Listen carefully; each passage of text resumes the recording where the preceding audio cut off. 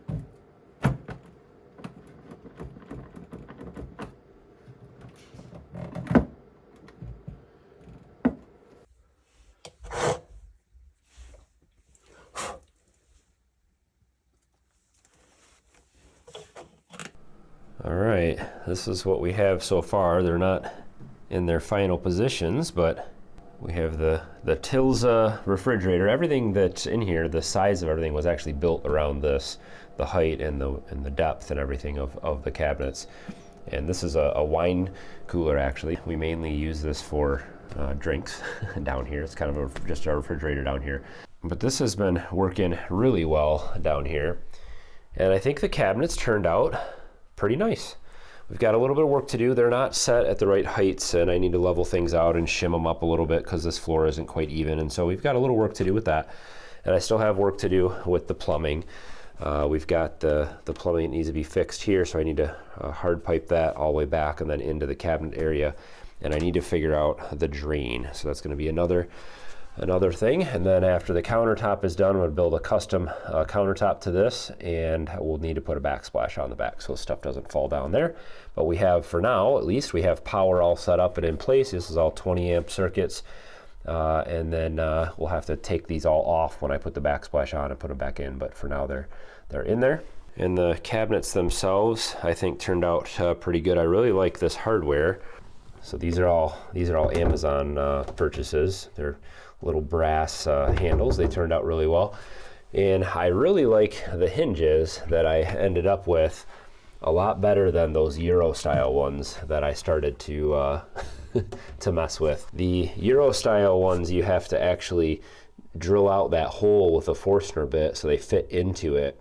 But I had a heck of a time without a drill press and without the right guides and jigs. I just gave up. I was starting to mess the cabinet doors up and wreck things, and so I just ordered these hinges instead. And it actually turned out I like these better. They are a self-closing, so they do pull it shut, like it right around this spot right here, it starts to pull it shut.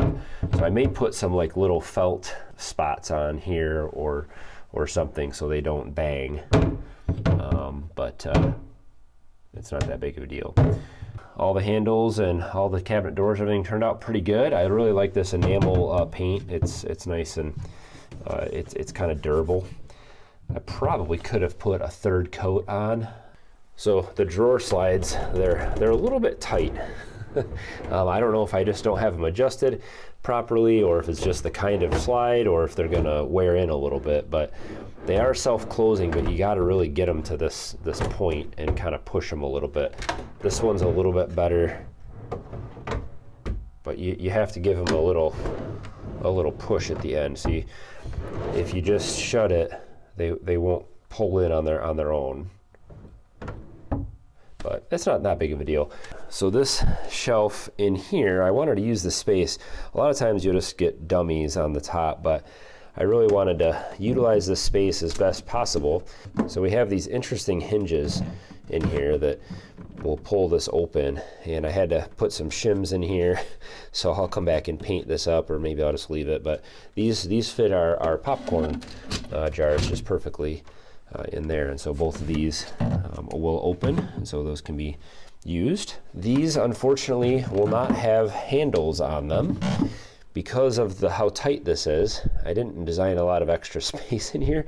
I wish I would have put an extra maybe 6 inches on this cabinet face, so the drawer would have been shorter here. That way, because right now if I put a handle on here, if I were to open this drawer, it's gonna hit that handle. Right now they barely clear each other.